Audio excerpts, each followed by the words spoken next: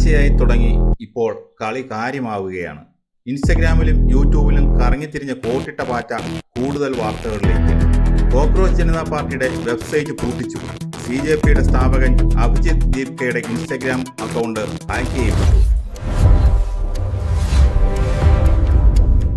Phone തുറന്നാൽ ഇപ്പോൾ ഒരൊറ്റ ശബ്ദമേ ഉള്ളൂ, കോക്രോച്ച് ജനതാ പാർട്ടി അഥവാ CJP. വെറുമൊരു ഇൻസ്റ്റഗ്രാം ട്രോളോ മീമോ ആയിട്ടാണ് ഇത് തുടങ്ങിയത്. എന്നാൽ കഥ ഇപ്പോൾ മാറി. ഈ പാറ്റ പാർട്ടി ഇപ്പോൾ കളം നിറയുകയാണ്. CJP ഇപ്പോൾ വെറുമൊരു അക്കൗണ്ടല്ല, അതൊരു ഡിജിറ്റൽ നെറ്റ്വർക്കായി മാറിക്കഴിഞ്ഞു. കോക്രോച്ച് ജനതാ പാർട്ടിയുടെ വെബ്സൈറ്റ് പൂട്ടിച്ചതായിട്ട് സ്ഥാപകൻ അഭിജിത്ത് ദീപ്കെ പറഞ്ഞു. അഭിജിത്തിൻ്റെ ഇൻസ്റ്റഗ്രാം അക്കൗണ്ട് ഹാക്ക് ചെയ്യപ്പെട്ടതിന് പിന്നാലെയാണ് വെബ്സൈറ്റ് പൂട്ടിച്ച കാര്യം പുറത്തു വന്നത്. നാളെ CJPയുടെ പേരിൽ ബംഗളൂരുവിൽ മനുഷ്യച്ചങ്ങലയ്ക്ക് ആഹ്വാനം വന്നിട്ടുണ്ട്. ഇതോടെ കർണാടക പോലീസ് വലിയ ജാഗ്രതയിലാണ്. ഇതൊരു തമാശയല്ലെന്ന് അധികാരികൾക്ക് മനസ്സിലായി കഴിഞ്ഞു. ഡിജിറ്റൽ ലോകത്ത് യുവാക്കളുടെ വലിയൊരു തരംഗമായി CJP മാറിക്കഴിഞ്ഞു. AI സാങ്കേതിക വിദ്യ ഉപയോഗിച്ചാണ് ഇവരുടെ വോയിസുകളും വീഡിയോകളും വരുന്നത്. കോട്ടിട്ട ഒരു പാറ്റ വന്ന് പ്രസംഗിക്കുന്നു. കേൾക്കുമ്പോൾ ചിരി വരും. എന്നാൽ ആ പാറ്റ പറയുന്ന കാര്യങ്ങൾ ചിന്തിപ്പിക്കുന്നതാണ്. രാജ്യം നേരിടുന്ന ഏറ്റവും വലിയ പ്രതിസന്ധികളാണ് ആ റീലുകളിൽ നിറയുന്നത്. ഉന്നത വിദ്യാഭ്യാസം നേടിയിട്ടും ജോലിയില്ലാതെ അലയുന്ന ലക്ഷക്കണക്കിന് യുവാക്കളുടെ സങ്കടമാണ് ഈ പാറ്റകൾ വിളിച്ചു പറയുന്നത്. ഇൻസ്റ്റഗ്രാമിൽ ഒരു അക്കൗണ്ട് പൂട്ടിച്ചാൽ പകരം 10 അക്കൗണ്ടുകളാണ് CJPയുടെ പേരിൽ പൊങ്ങി വരുന്നത്. ഡിജിറ്റൽ ലോകത്ത് ഇവരെ തളയ്ക്കുക അസാധ്യമായി മാറിയിരിക്കുന്നു. എന്തുകൊണ്ടാണ് കോക്രോച്ച് പാർട്ടിക്ക് ഇത്രയും ജനപ്രീതി? കാരണം ലളിതമാണ്. അവർ മുന്നോട്ട് വയ്ക്കുന്ന രാഷ്ട്രീയ നയങ്ങൾ യുവാക്കളുടെ ഹൃദയത്തിലേക്കാണ് തറച്ചു കയറുന്നത്.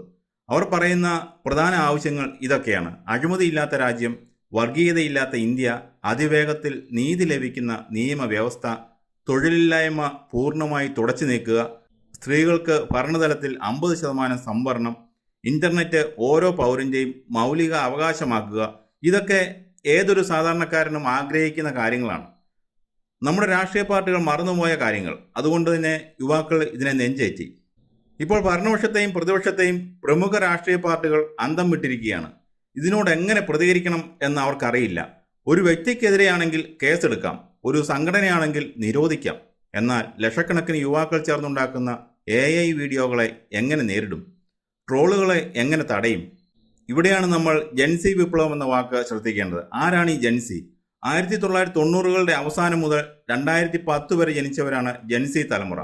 സോഷ്യൽ മീഡിയയും ഇന്റർനെറ്റും കണ്ടാണ് ഇവർ വളർന്നത്. അതായത് മൊബൈലിൽ വളർന്ന തലമുറ, റീലിൽ രാഷ്ട്രീയം കാണുന്ന തലമുറ, മീമിൽ സന്ദേശം വായിക്കുന്ന തലമുറ. ഇതെല്ലാമാണ് ജെൻസി തലമുറ. പഴയ തലമുറയെപ്പോലെ ജാതിയോ മതമോ നോക്കിയല്ല ഇവർ വോട്ട് ചെയ്യുന്നത്. അവർ പ്രതീക്ഷിക്കുന്നത് കൃത്യമായ തൊഴിലാണ്, മികച്ച ജീവിത സാഹചര്യമാണ്. പരമ്പരാഗത രാഷ്ട്രീയക്കാരുടെ പ്രസംഗങ്ങൾ കേട്ട് ഇവർക്ക് മടുത്തു. ഇതിനിടയിലാണ് പുതിയൊരു ചോദ്യം വരുന്നത്: ഇന്ത്യയിലെ യുവാക്കളെ ഇളക്കിവിടാൻ ഏതെങ്കിലും വിദേശ രാജ്യങ്ങൾ ഇതിനു പിന്നിൽ കളിക്കുന്നുണ്ടോ? ഇന്ത്യയിൽ ഒരു ഭരണമാറ്റം അല്ലെങ്കിൽ അസ്ഥിരത ഉണ്ടാക്കാൻ സോഷ്യൽ മീഡിയയെ ആരെങ്കിലും ആയുധമാക്കുകയാണോ? ചില വിദേശ ഏജൻസികൾ മുമ്പും പല രാജ്യങ്ങളിലും ഇത്തരം ഡിജിറ്റൽ വിപ്ലവങ്ങൾ നടത്തിയിട്ടുണ്ട്. അതുകൊണ്ട് തന്നെ ഇതിനെ പൂർണ്ണമായിട്ടും തള്ളിക്കളയാൻ കഴിയില്ല. ഇത്രയും പെട്ടെന്ന് ഒരു ട്രോൾ പേജ് വലിയൊരു രാഷ്ട്രീയ മുന്നേറ്റമായി മാറണമെങ്കിൽ അതിന് പിന്നിൽ വലിയ ആസൂത്രണമുണ്ടോ എന്ന് അന്വേഷിക്കേണ്ടിയിരിക്കുന്നു. ഒരുപക്ഷെ ഈ കോക്രോച്ച് ജനതാ പാർട്ടി ശരിക്കും ഒരു രാഷ്ട്രീയ പാർട്ടിയായി മാറിയാൽ എന്ത് സംഭവിക്കും? അടുത്ത പൊതു തെരഞ്ഞെടുപ്പിൽ ഇവർ മത്സരിക്കാൻ ഇറങ്ങിയാൽ എങ്ങനെയുണ്ടാകും? ആദ്യമായി ഇന്ത്യയിലെ വോട്ടിംഗ് ശതമാനം കുതിച്ചുയരും. ഇതുവരെ രാഷ്ട്രീയത്തിൽ താല്പര്യമില്ലാതിരുന്ന യുവാക്കൾ കൂട്ടത്തോടെ വോട്ട് ചെയ്യാൻ പോളിംഗ് ബൂത്തിലെത്തും. പരമ്പരാഗത പാർട്ടികളുടെ വോട്ട് ബാങ്ക് തകരും. പണവും ഗുണ്ടാബലവും ഉപയോഗിച്ച് വോട്ട് പിടിക്കുന്ന രീതിക്ക് വലിയ തിരിച്ചടി ഉണ്ടാകും. എന്നാൽ ഇതിനൊരു മറുപുറവുമുണ്ട്. ഡിജിറ്റൽ ലോകത്തെ ആവേശം വോട്ടായി മാറുമോ? ഒരു റീലിന് ലൈക്ക് അടിക്കുന്നത് പോലെ എളുപ്പമല്ല ബൂത്തിലെത്തി വോട്ട് ചെയ്യുന്നത്. കൃത്യമായൊരു നേതാവോ ഘടനയോ ഇല്ലാത്ത ഒരു പാർട്ടിക്ക് എങ്ങനെ രാജ്യം ഭരിക്കാൻ കഴിയും? ഇതൊരു വലിയ അരാജകത്വത്തിലേക്ക് വഴിമാറുമോ എന്ന ഭയവും ചിലർക്കുണ്ട്. എന്താണ് കോക്രോച്ച് പാർട്ടിയുടെ ഭാവി? CJP എന്ന പേര് നാളെ മാറിയേക്കാം. ഈ പാർട്ടിയുടെ ചിത്രം നാളെ ഇല്ലാതായേക്കാം.